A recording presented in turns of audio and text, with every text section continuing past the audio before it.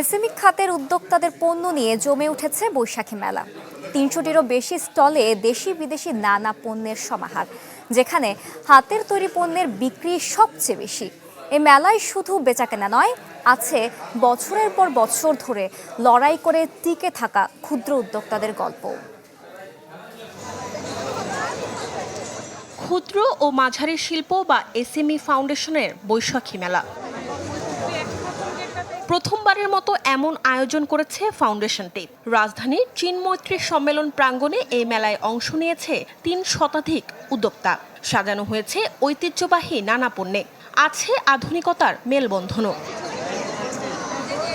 মেলার বড় আকর্ষণ হাতে তৈরি পণ্যের স্টলগুলো। ৫০ টাকা থেকে শুরু করে সর্বোচ্চ ৩,০০০ টাকার মধ্যে মিলছে নান্দনিক ও ব্যবহারিক সব পণ্য, যা ক্রেতাদের টানছে বারবার। এছাড়া মিলছে যশোরের নকশি কাঁথা আর শাড়ি, যার বিনিময় মূল্য ৩,০০০ থেকে ২৫,০০০ পর্যন্ত।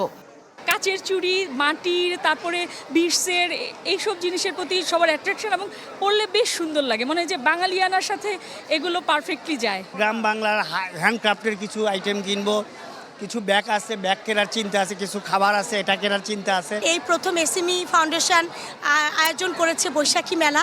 প্রত্যাশার থেকে বেশি কিছু পেয়েছি। সুবল চন্দ্রপাল এই মেলার নিয়মিত অংশগ্রহণকারী।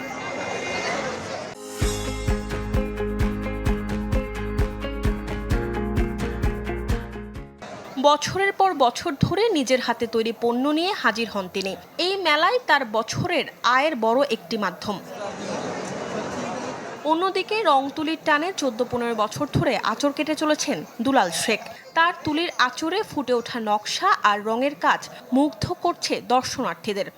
এখন মৃৎশিল্পের যে চাহিদা, বাংলাদেশে প্রচুর চাহিদা এখন।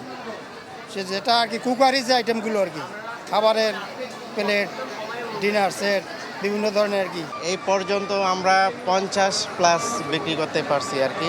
সামনে আরও বিক্রি করার যেহেতু আইটেম আছে, আরও বিভিন্ন নতুন আইটেম তৈরি হইতেছে, ওইগুলোও নিয়ে আসবো কালকে। এই মেলায় শুধু কেনা বেচা নয়, প্রতিটি স্টলের পেছনে আছে এক একটি সংগ্রামের গল্প। ক্ষুদ্র উদ্যোক্তাদের জন্য এমন আয়োজন নতুন সম্ভাবনার দুয়ার খুলে দিচ্ছে। আয়োজকরা বলছে, এসএমই খাতকে এগিয়ে নিতে এমন মেলার বিকল্প নেই। মরিয়ম আজিজ মৌরিন, চ্যানেল 24, ঢাকা।